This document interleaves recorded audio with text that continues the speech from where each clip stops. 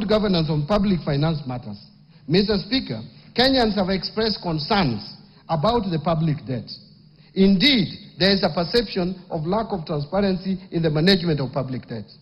In this regard, I requested the Auditor General to conduct a comprehensive audit of public debt. This audit is currently ongoing, and once completed, the report will be shared with this House. Fourth, there has been public perception and concerns in the past that our budgets tend to be unrealistic. To address these concerns, we took a two-pronged approach. First, we adopted the zero-based budgeting, where every budget item has to be justified at the beginning of every financial year. This process was used in the preparation of the financial year 2025-2026 budget, which is the first time it is used, and which budget I submitted to this House on the 30th of April 2025.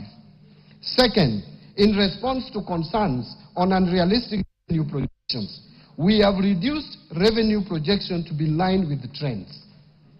Therefore, Mr. Speaker, revenue projections in the financial year 2025-26 budget and over the medium term are consistent with the growth of the economy.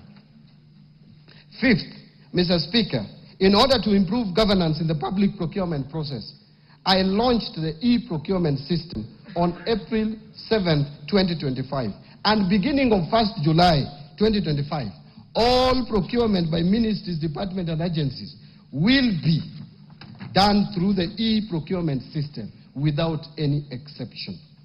This will reduce the opaqueness and save government resources, estimated at 10% of procurable budgets. Sixth, we have taken deliberate efforts to enhance transparency and promote inclusive policy making and deepen public understanding of government economic priorities. We have not only intensified media engagement through the TV stations and radios, but have also engaged the public in open places like Jivanji Garden, Bunge la Mwananchi, and Mombasa County, where we held a meeting at Swahili Port Amphitheatre. Similar engagements have taken place in other locations in Nairobi, Mombasa, Eldoret, and Nyeri, thereby providing valuable insights and lessons which have been taken into consideration while preparing this budget. Seventh, Mr. Speaker, in order to create additional jobs for the youth, the government has begun rolling out Climate Works, a nationwide program that will engage over 110,000 youth across all 47 counties. The program started last year in Nairobi's informal settlements and has been a great success. Now it is being expanded to the rest of the country. Climate Works is designed as a social support program that gives young people paid work to improve their communities. The youth will help build roads, plant trees, and clean up the environment in their neighborhoods. Thus, through this climate work, the government is not only providing a paycheck to help young people meet their immediate needs, but also offering financial support to help them develop themselves and their families. Indeed, the program enables them to save money and prepare for their next steps, including starting businesses, continuing their education, or finding long-term jobs. I encourage all our youth to register ahead of the registration deadline.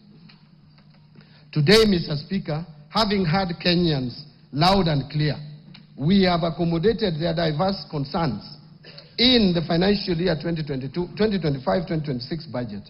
And in this regard, this budget provides highlights of the measures the government has taken to stimulate economic recovery, strengthen macroeconomic stability, and enhance resilience of our economy. Mr. Speaker, achieving these strategic objectives will require that we pull in the same direction.